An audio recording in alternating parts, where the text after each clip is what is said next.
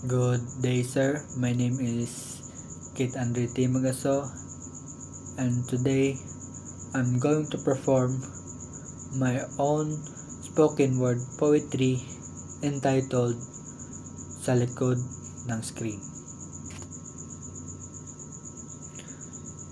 Sa pasilyo ng eskwela, tahimik kang dumaraan parang eksena sa telenovela. Hawak ang libro, matay laging nakayoko. Ikaw ang bida sa kwento kong di mo alam sinusulat ko. Hindi kita kaklase, pero bakit ganon? Lagi kang laman ng utak ko, kahit hindi tayo magkaayon. Sa bawat sulyap mo, mundo ko'y humihinto.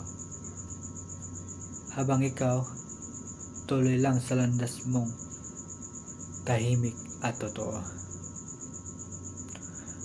Profile picture mo? Oo, nasa phone ko. Ikaw ang wallpaper sa puso kong nabibighani sa'yo. Hindi mo alam, pero ikaw ang tanaw.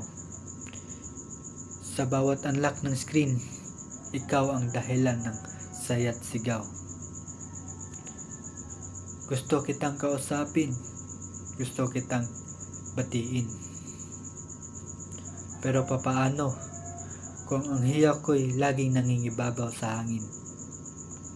Isang hay lang sana, pero natutunaw.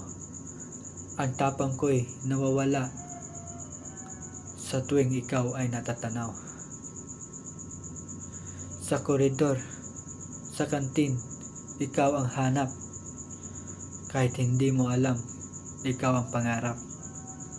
Bawat kilos mo, musika sa akin.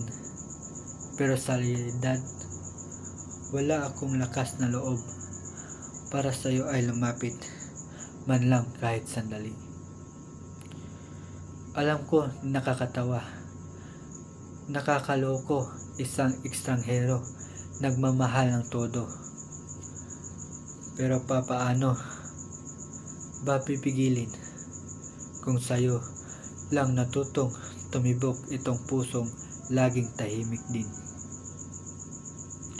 Ito ako, nanatili sa malayo, isang tagahanga, di mo kilala, pero laging nandyan nakatago. Masaya na ako makita kang ngumiti, kahit na alam kong sa mundo mo'y ako'y walang silbi. Pero sa likod ng screen at lihim na pagnanasa, nandito ako, nagdarasal para sa iyong ligaya. Kahit hindi ako ang paborito ng tadhana, basta't ikaw masaya, ayos na, sapat na. That's all. Thank you.